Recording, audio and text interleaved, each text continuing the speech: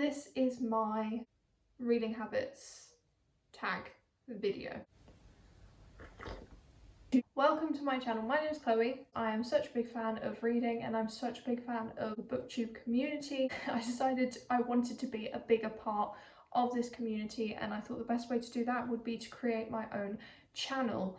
In order for anyone that decides to watch this video to know a little bit more about me in regards to my reading habits, I thought I would make this little reading tag video. I'm sure I've seen multiple different YouTubers make this video, but one that I can remember that I've watched recently off the top of my head is Noelle Gallagher, who is an American booktuber. I'll leave the link to the video in the description box. She's one of my favourite YouTubers. I think she's great, and she's just got one of the best personalities I've ever seen on the whole of YouTube, if not the whole planet. She is great and she's super bubbly. I'll leave the link to that video down in the description box. This video could end up being really long, so I would suggest that you get yourself a cup of tea or a coffee and maybe a snack, and yeah.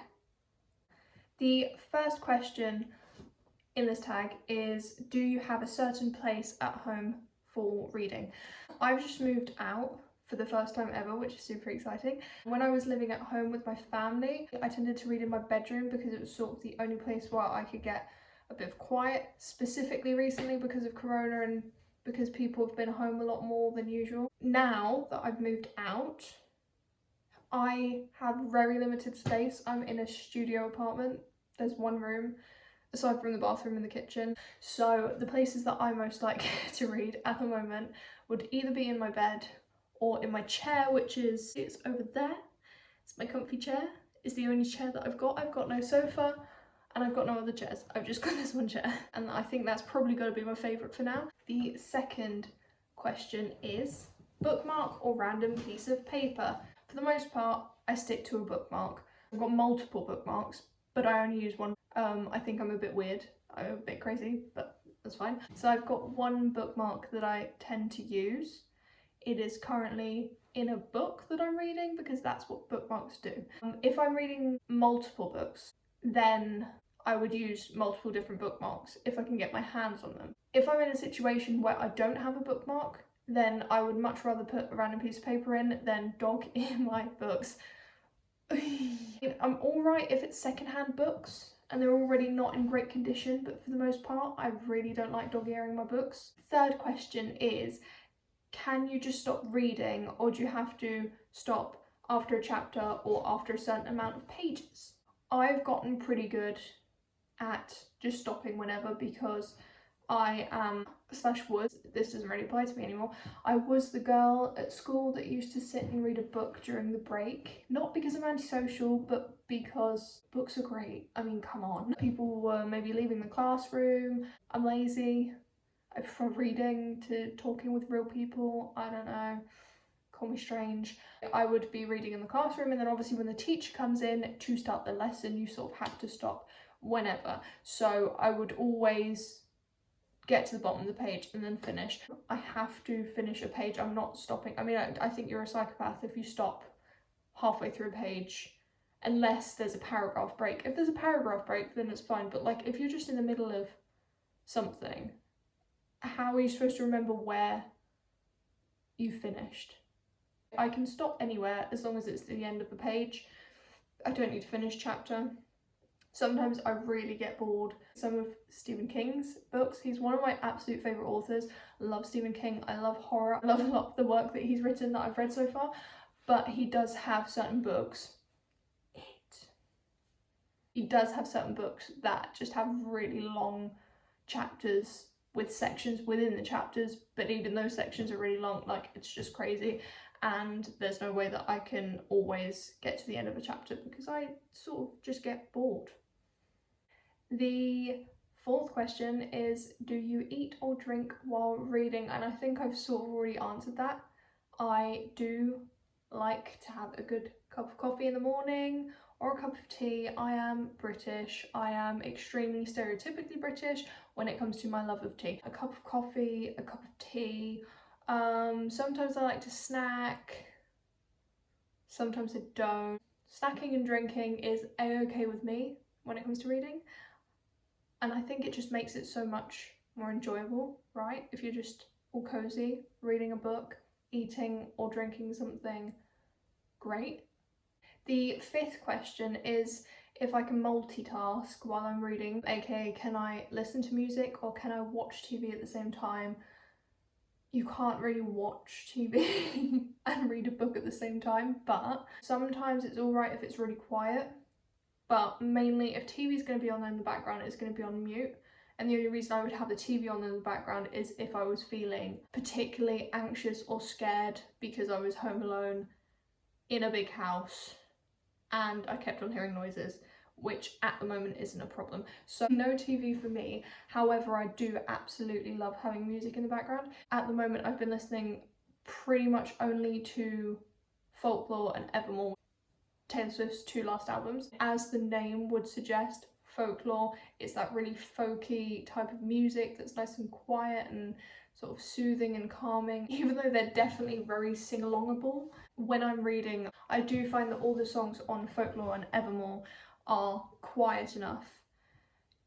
Even the ones that are slightly more, you know, fun and upbeat, they are quiet enough for me to be able to read and concentrate on reading while I'm listening to the music. I really don't like things being quiet, so I pretty much have music on all the time unless I'm watching TV. The sixth question is whether I only read one book at a time or if I read several books in one go. This question sort of changes a lot because I do try at certain times to read multiple books. I think in particular, if I'm reading something that's pretty heavy, like a classic for example, I would usually be having, like I would be reading that classic and then I'd also have something a bit more contemporary, something easier to read on the side. But for the most part, it's just one book at a time. Right now, I'm reading one book at a time. Question number 7 is reading at home or anywhere. For the most part, I read at home, but I can pretty much read anywhere. As long as there's like somewhere to sit, then I'll read anywhere. I'm the type of person that likes to carry a book around in their bag, and then, you know, if I'm in a situation where I'm bored, I'm waiting for something or someone, you know, I can't get home for a bit of time and I have no one to talk to, I have nothing to do, then my book will come out and I will read my book. I will read anywhere, but for the most part I read at home. Question number 8 is reading out loud or silently in your own head. I want to know how many people are reading out loud, which, like, I don't judge you. I would definitely do it if it was something that I wanted to do, but for the most part I read in my head. I don't tend to read out loud a lot. I read out loud if I'm reading something for school and it's particularly difficult for me to understand, then I feel like reading it out loud makes it go better into my brain. That was a really bad sentence, I'm sorry. It makes me absorb the information better, but when it comes to, you know, reading for fun, I read in my head because I don't need to hear my voice any more than is absolutely necessary, which is kind of ironic because I'm making this video. The 9th question is, do you read ahead or even skip pages? No, I don't. I consider myself to be quite an impatient person in regards to some things. When it comes to reading, you know, it's sort of like if I'm becoming impatient with a book, then I won't read it. So any book that I am reading is one that I want to read every page. I also find that if I'm like skipping ahead or if I'm reading really fast, then I find it difficult to sort of follow along with the book. Number 10 is breaking the spine or keeping it like new. I really hate cracked spines. I can put up with them, I can look at them, it doesn't repulse me. However, the idea of cracking a spine myself makes me sort of feel sick a little bit. Okay, no, it doesn't make me feel sick, but I don't like the concept of cracking a spine.